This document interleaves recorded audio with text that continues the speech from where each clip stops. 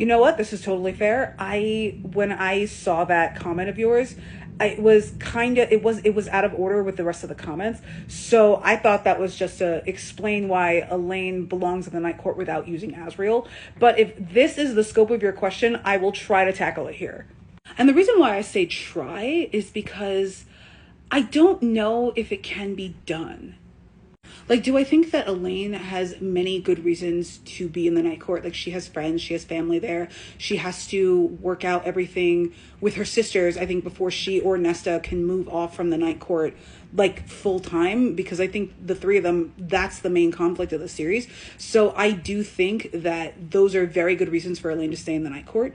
But I feel like completely divorcing the main women from their men, when Sarah doesn't want us to do that, I don't know if a manless, God, that's such an awkward word.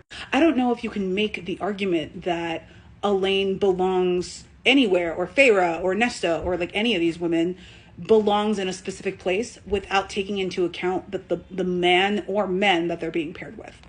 Which sucks, because I really wanted to have like a full-on answer for you here, where like Elaine belongs in the Night Court for this non-man related reason. But it sucks because I don't think I can do it because this is still like a romance book. So I feel like the women are being specifically paired with their men, or in Elaine's case, Asriel and Lucien. Like, there's enough evidence for both.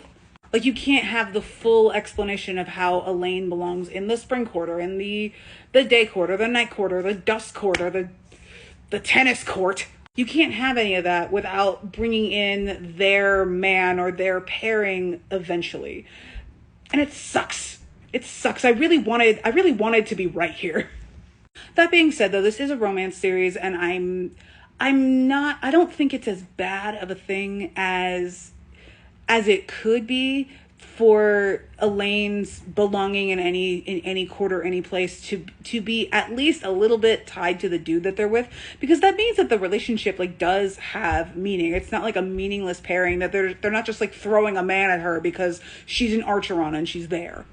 And I feel like had Nesta's like love triangle, I know like Eris wasn't really like a love triangle thing, but if the Nesta, Cassian, Eris triangle of Akasith, I think, had been more developed and if Eris had been more of a contender, we would also be having these conversations about, does Nesta belong in the autumn court, in the dust court, in the night court, or whatever, because you can't necessarily have this character, who is the main character in a romance book.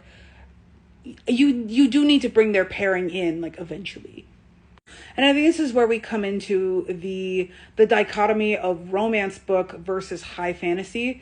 I think if this was truly a more of a fantasy book and more of a high fantasy book, maybe you could make the argument that Elaine belongs in the Night Court without bringing Asriel into it. But because this is a romance book, I feel like taking the dude entirely out of the situation is a little bit disingenuous. And this also includes Elaine and Lucien as well.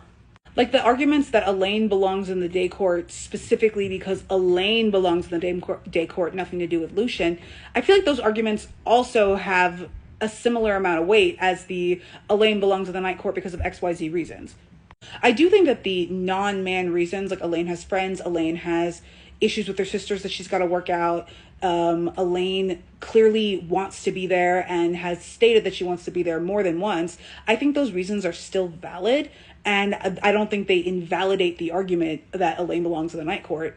But I think the overarching point here is that these are still romance books, and I feel like you can't take the man or like the love interest out of the romance book. You can't take the romance out of the romance book, or else then the story's not complete the way that the author wants to tell it. We can disagree about who Elaine is going to get with.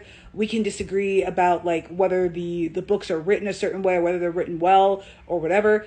But Sarah is the author and she's writing it as a romance. So pulling the romance out of the romance book here is kind of not looking at the text the way the text wants to be looked at, you know?